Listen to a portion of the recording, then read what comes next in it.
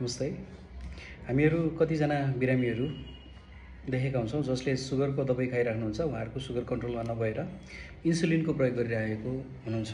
तर इन्सुलिन प्रयोग गर्दै गर्दा पनि उहाँहरूको सुगर त्यति कन्ट्रोलमा आइरहेको हुँदैन है। सोच्दाखेरि लाग्छ सुई लगाएपछि त इन्सुलिन लगाइसकेपछि सुगर त वात्तै कन्ट्रोल हुनुपर्ने हो, एकदमै मिल्नुपर्ने हो, लेभलमा आउनुपर्ने हो भनेर चाहिँ हामी जो कोही बिरामी अथवा हामी चिकित्सकहरूले पनि सोच्ने गर्छौँ। तर सधैँ सुई लगाउँदैमा इन्सुलिन लगाउँदैमा सुगर वात्त घट्छ, कन्ट्रोलमा आउँछ भन्ने पनि छैन। कहिलेकाहीँ जति सोचेको त्यति टार्गेटको सुगर नआउनु पनि सक्छ। त त्यसको विभिन्न कारणहरू हुन सक्छन् है त। आउनुहोस् यो विषयमा छलफल गरौँ। के कारण हुनसक्छ त सुगर नघट्नुको कारण? इन्सुलिन लाउँदै पनि सोचे जति सुगर नघट्नुको कारण अथवा कन्ट्रोलमा ल्याउन नसक्नुको कारण चाहिँ के हुन सक्छन् त? सर्वप्रथम बुझौँ इन्सुलिनलाई राख्ने तरिका। इन्सुलिन हामीले स्टोर गर्ने तरिका भनेको चाहिँ हामीले रेफ्रिजरेसन गर्ने भन्छौँ। रेफ्रिजरेसन भनेको फ्रिजमा राख्नुपर्छ। फ्रिजमा डिप फ्रिज कम्पार्टमेन्ट जहाँ माइनसमा टेम्परेचर हुन्छ, जुन जम्ने कम्पार्टमेन्ट हुन्छ, त्यहाँ चाहिँ इन्सुलिनको सुईलाई, इन्सुलिनको जुन एम्पुल हुन्छ अथवा सुई हुन्छ त्यसलाई चाहिँ राख्नु हुँदैन।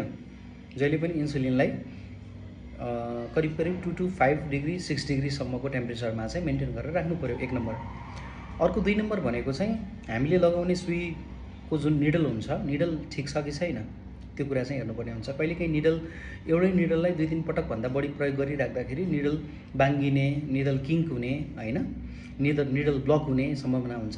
त्यसले गर्दाखेरि निडल सही छ कि छैन, त्यसको अवस्था के छ, हामीले रिप्लेस गर्नुपर्ने भयो कि नै, प्रत्येकचोटि सकेसम्म चाहिँ प्रत्येकचोटि नयाँ निडल युज गरेको राम्रो भन्ने कुरा छ। नभए पनि 2-4 पटक युज गरिसकेपछि ती निडलहरूलाई चाहिँ युज नगरेको राम्रो।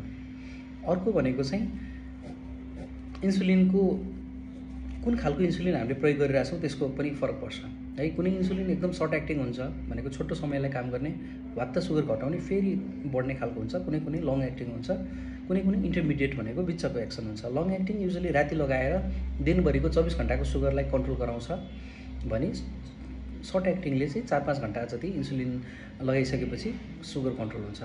त्यही भएर कोही व्यक्तिहरूमा चाहिँ हामीले कुन बेलामा सुगर जाँच्छौँ त्यसले पनि भर पर्छ र कस्तो खालको सुई लगाइरहेछौँ त्यसमा पनि भर पर्छ।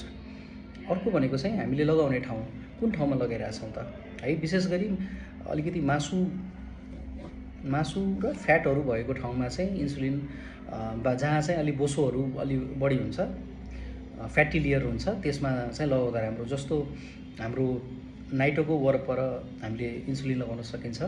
नाइटोको वरपर 2 उमल छोडेर माथि, 2 उमल छोडेर तल, 2 उमल छोडेर देब्रे र 2 उमल छोडेर दाहिनेतिर लगाउन सकिन्छ। र इन्सुलिन लगाउँदाखेरि जहिले पनि मासुमा लगाए जस्तो सिधा गरेर चाहिँ कहिले पनि लगाउनु हुँदैन। मासुमा चाहिँ पर्न हुँदैन इन्सुलिन है त, त्यसको इफेक्टिभनेस घट्छ। जहिले पनि इन्सुलिन लगाउने भनेको चाहिँ फ्याटी लेयरमा पर्ने गरेर हुन्छ अथवा सबक्युटेनियस फ्याट भन्छौँ हाम्रो भाषामा चाहिँ। त्यसको लागि चाहिँ हामीले पेटको छालालाई चाहिँ अलिकति बाहिर तान्नु पऱ्यो, यसरी तान्नु पऱ्यो है त। पेटको छालालाई चाहिँ यसरी तानेर त्यसमा चाहिँ इन्सुलिनको सुई सिधा पर्ने गरेर चाहिँ लगाउनु पर्ने हुन्छ है त। पेटमा लगाउँदा अथवा कहिले कसैको यो भेटिएन भने यो आर्म्समा पनि लगाउन सकिन्छ।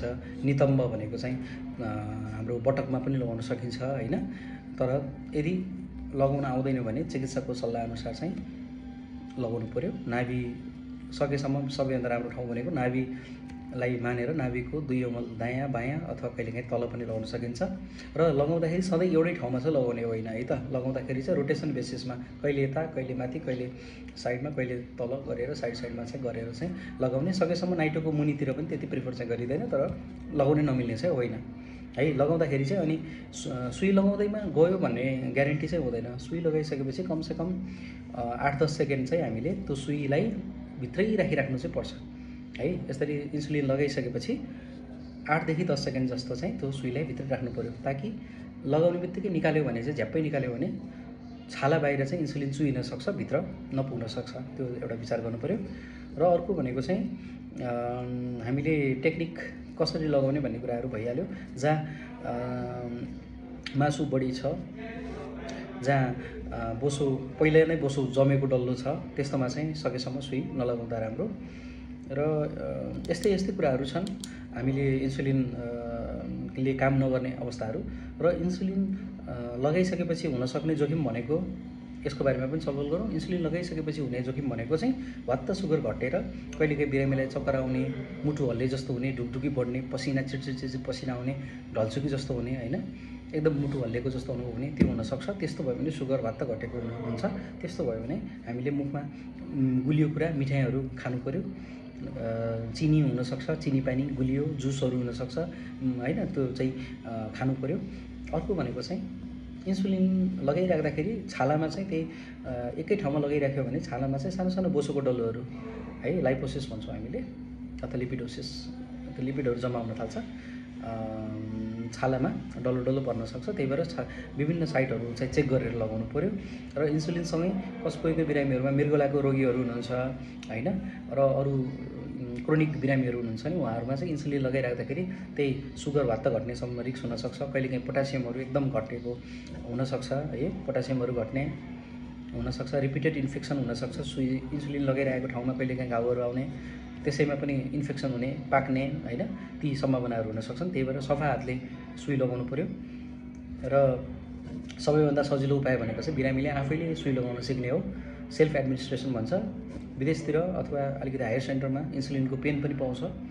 हाम्रोमा चाहिँ इन्सुलिनको प्रयोग गरेर सुईहरूबाटै लगाउने गरिन्छ। र त्यस्तो केही क्वेरीहरू छ भने फेरि सल्लाह गरौँ।